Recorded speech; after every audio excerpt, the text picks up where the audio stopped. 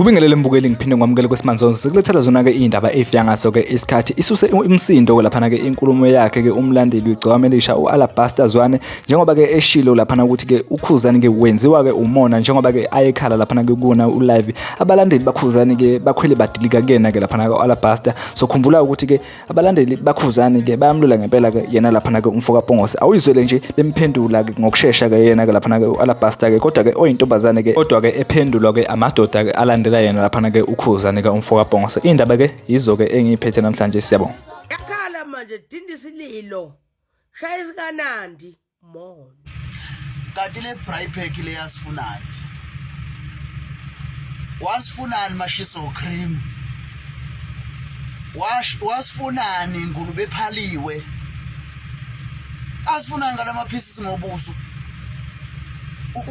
ungenaphi kukho konke lokho engabe unayekela ubuso we-Alabaster ubuso ube yelo athi usheka sise-Shoprite we-Alabaster amehla acicizela iy'nyembezi ubusuku nemini axhashazwa isinemfu Alabaster Zwane hamba ulungisa ubuso wesisi webhuti lungisa ubuso bakho okubona ufanele ukulungisa kube into right ezobuya kahle emphakathini uvuthiwe ubani okubilisa ubuso ugeza ngo-acid ukhuluma ngani uyayazi into okhuluma ngayo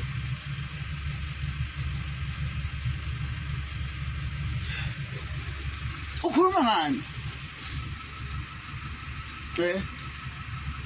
ubani wena who are you ngoba into okumele uyenze wena ukuthi ukhuthaza abantu ukuthi baphumele obala ngalento abempilo abayiphilayo ngokufihla phuma endabeni ezinendlamlenze phuma endabeni enoKhuzani phakathi phuma lapho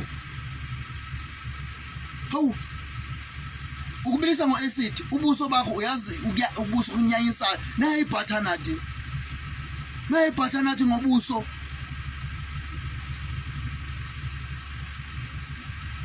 nangu beetroot lalela phuma lapho itswa yo. Mina-ke mangethe mangiphendula umuntu ngisuke ngihlale nje kuleyo nkulumo yakhe la asuke ekhulume kuyona ngqo angiphumi futhi eceleni. Njengoba ukhuluma ngento ezimbili nami ngizokhuluma ngento ezimbili futhi. Ukhuluma ngeVian ezwakala uKhuzani ekhathazekile. Ukhuluma ngayo uthi ukhihla isililo ingoba ingenxa yomona ikona ekhihla isililo. Yizabe kade kukhuluma kungaphathelene namuntu kungaphathelene nomunye umuntu kungaphathelene futhi nokuphumelela komunye umuntu kodwa kuphathelene nezenzo zakhe ezinhle akazenzayo bese ekugcineni kosuku kuqhamuka abantu abanjengani abazothi umona yena if enza into kodwa uma leyo nto yenziwa amaqhawenu abashofu benkani. Yebo Zwane uhlezi ukushumayeza wena ukuthi walivotela ijele ngo-2020 ukuthi lihlukanise unyaka ngoba wawubona ukuthi liyadeserve. Kulungile-ke lokho okwa-Alabaster Zwane lokho uthini ngeqhawe lakho lalenzani lona ngo-2020 lalala isibili ngamavoti livotelwe alizange lilala isibili ngegama nje ukuthi belikhona lavotelwa ukuze lilale isibili.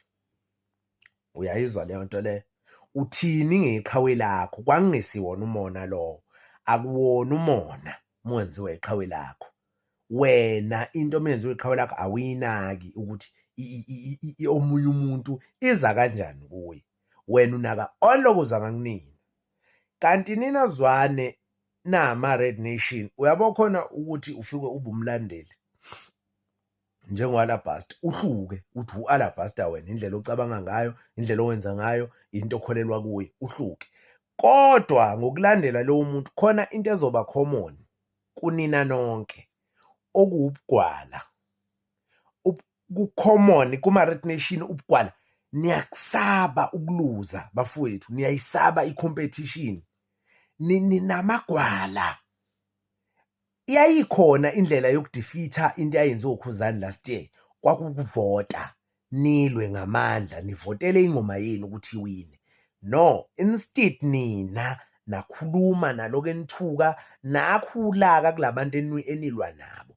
Ngeke ulwe nomuntu esolakeni. Leyo nto in general iyaziwa. Ikona kunzima ukushaya uhlanya ngoba uhlanya luhlezi lunamandla, ngoba lihlezi uhlanya linolaka.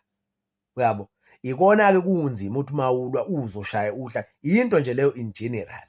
Nina niyakusaba ukukhompitha, senisaba umjolisi manje. Right now awukozwa lutho kuKhuzani ephathelene nokukhuluma ngengoma yonyaka, akakokhankaseli lutho, akakophathi imjolisi, akakophathi ingoma G lowo kamjolisi, kodwa suqalile already. Uthatha into enziwa abalandeli uyifaka kuKhuzani.